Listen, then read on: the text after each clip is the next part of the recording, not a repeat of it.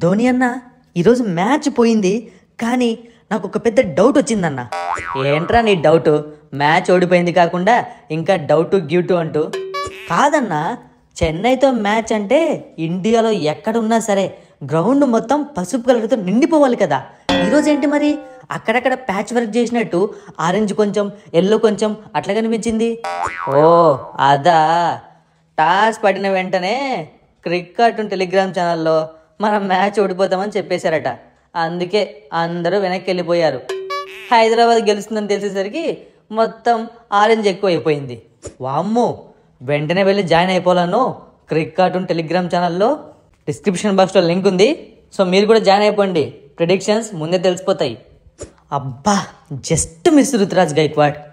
ఇంకొక 2 ఓవర్లు ఎస్ఆర్హెచ్ పైన ప్రెజర్ పెట్టుంటే మ్యాచ్ మనం గెలిచేవాళ్ళం తెలుసా.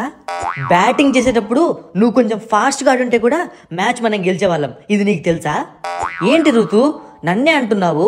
అద్భుతంగా బ్యాటింగ్ చేసినా కదా, నేను లేకుంటే ఎంత కష్టంలో పడిపోయి తెలుసా టీము. ఊరికే ఉండన్నా, కష్టము బాధ అని ఏదేదో మాట్లాడుతున్నావు. నువ్వు జడేజా ఇద్దరు కలిసి ఈరోజు మ్యాచ్ని నాశనం చేశారు. ఏంటి ఋతు, కెప్టెన్ అని చెప్పి రెస్పెక్ట్ ఇస్తుంటే నాశనము, పాప వినాశనము అని పెద్ద పెద్ద పదాలు వాడుతున్నావు.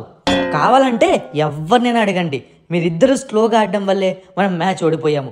ఫాస్ట్గా ఆడుంటే ఒక 200 స్కోర్ వచ్చేది. అప్పుడు హైదరాబాద్ వాళ్ళు ఏం చేసినా కూడా కొట్టేవాళ్ళు కాదు. హలో, హైదరాబాద్ అమ్మ, ఇక్కడ మీరు ఆడుతోంది హైదరాబాద్లో. ఇక్కడ మమ్మల్ని కొట్టాలి అంటే హైదరాబాద్ టీమే అయి ఉండాలి.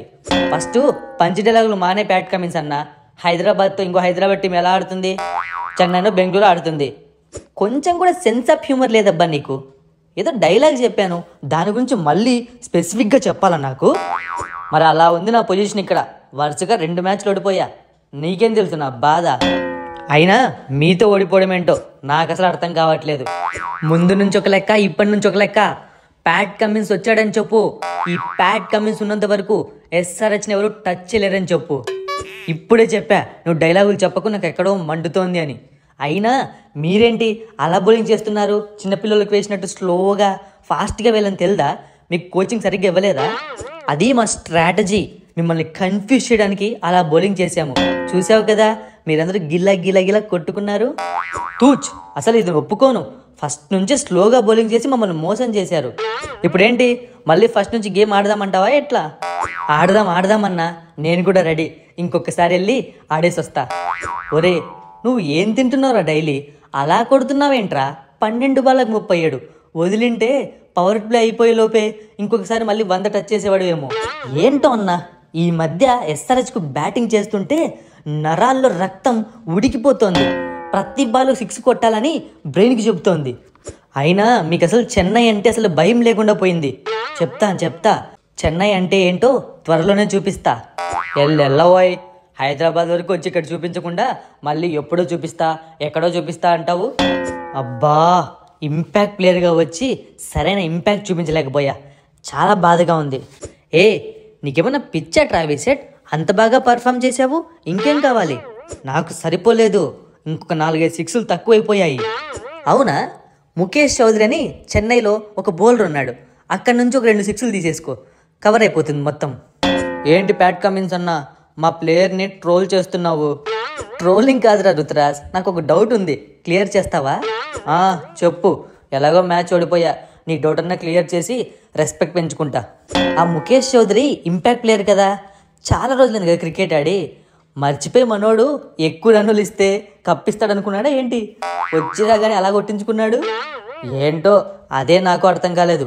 వాడి దెబ్బకు భయపడి ఇంకా వాడికి బౌలింగే ఇవ్వలేదు. అయినా అప్పటి నుంచి ఏంటి నువ్వు మాట్లాడుతున్నావు? కెప్టెన్ రాలేదా? నువ్వు మ్యాచెస్ చూడట్లేదా? ఐపీఎల్ని ఫాలో అవ్వట్లేదా? ఇప్పుడు సిఎస్కేకి కొత్త కెప్టెన్ నేనే కదా. అంతొద్దమ్మా, ఈరోజు మ్యాచ్లో నువ్వెక్కడా కెప్టెన్సీ చేసావని నాకు అనిపించలేదు. ఎందుకంటే స్ట్రాటజీ మొత్తం మారిపోయింది. అంతా బాగానే కవర్ చేశామే, ఎలా కనిపెట్టేశావు? నువ్వు కెప్టెన్సీ చేస్తే ఫాస్ట్ బౌలర్స్తో ఎక్కువగా బౌలింగ్ చేయిస్తావు, కానీ ఈరోజు మీ స్పిన్నర్స్ అందరూ బరిలో దిగారు. దీన్ని బట్టి చూస్తేనే అర్థమవుతోంది ధోని అన్న కెప్టెన్సీ తీసుకున్నాడు అని.